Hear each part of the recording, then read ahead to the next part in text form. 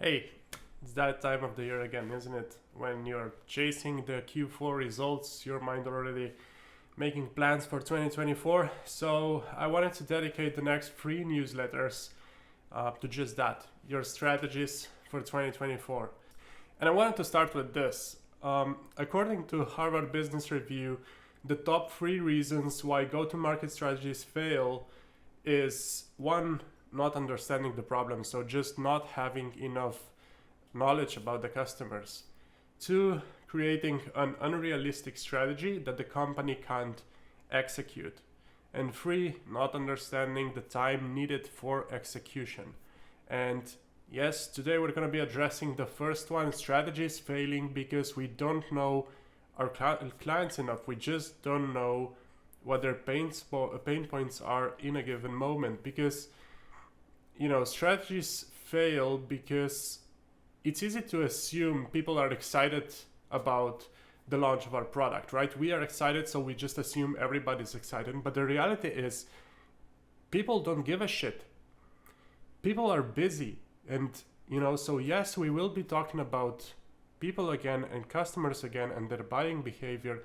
And, all our businesses start and end with our clients. They're the ones bringing in money. So we should focus on them. We should be talking about them. So in this newsletter, let's take a look at why why the way you start your strategies is wrong, how to do it better, and as always, I'm gonna be sharing my experiences of what worked for me and what didn't work, so you don't have to, repeat the same mistakes that I did, and can create a winning strategy for 2024. Stay tuned.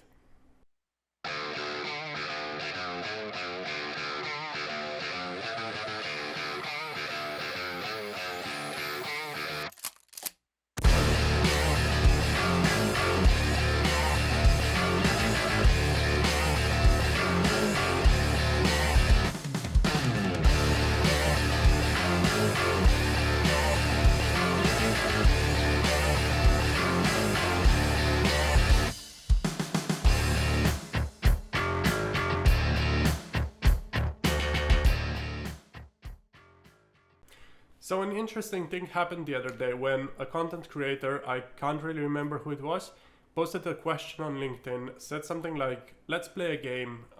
You have 30 days to come up with a strategy that's going to bring you 10K in revenue. You have a decent following of 5 to 10K people. What would you do? A product, a service, how would you market it, etc.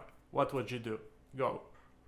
And people started responding like, oh yeah, I would start with a service because it's easier to sell in, a short period of time. There is no development, etc.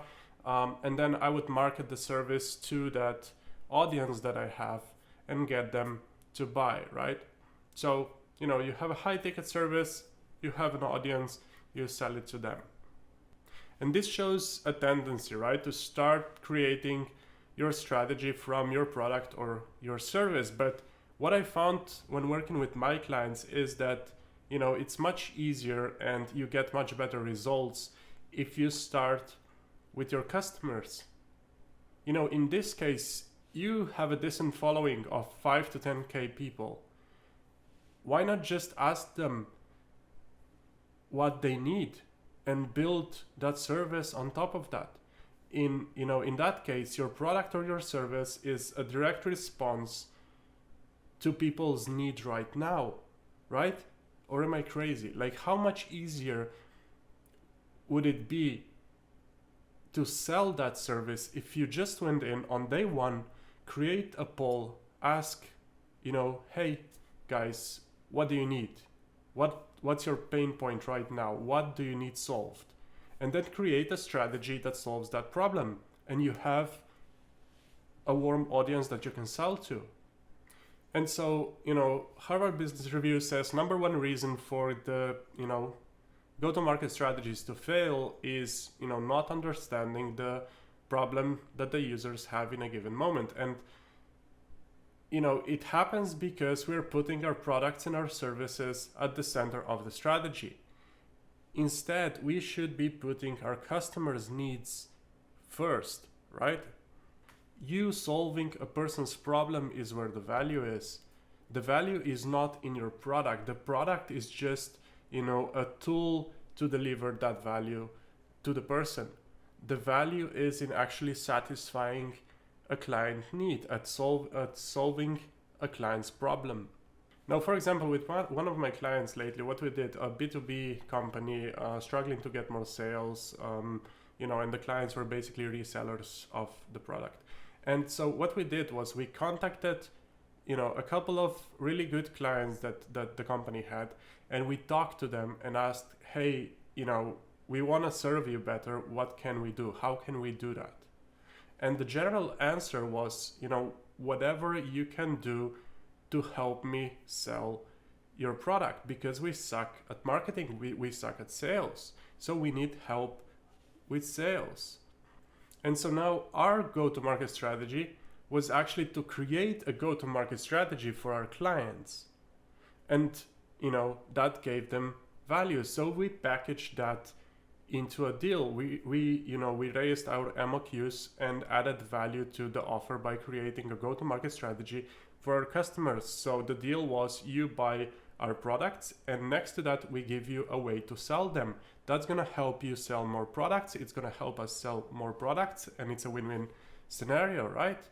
And we did it by listening to our customers, because here is the thing. Here is the second thing that you have to watch out for when creating a go-to-market strategy. The second thing is timing.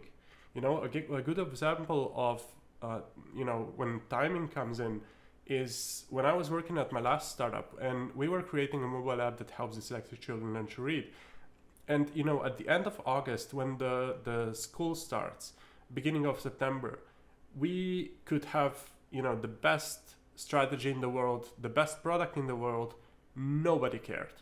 Why? Well, because people were busy getting adjusted back to the school schedule, right? They were busy getting kids back to sleep early, introducing bedtime again. They were busy getting kids to school in the morning, and that overwhelmed them. They didn't have the time to review our product, even if it was the best product in the world, if we had the best strategy in the world. They wouldn't care at that point, right? If your house is burning down, you don't care about the garden. So, if we don't know our customers, if we don't know what's the pain point that they're solving and when they're solving that pain point, no strategy in the world is going to save you. So you need to have that customer knowledge. All right, so to recap, Harvard Business Review says the number one reason for strategies to fail is because companies simply don't understand the user's problem at the moment enough. So when you're creating your 2024 go-to-market strategy for your company, start with the customer pain. Start with the customer need. Put that front and center. Figure out how it's my product relevant to the audience right now, and then execute like a boss, right? 60 to 90% of strategies fail. Make sure yours is in that 10%. Next time we're going to be talking about the second reason why strategies fail according to Harvard Business Review, and that is creating unrealistic strategies that the companies can't execute. Until then, may your customers love you and understand your product.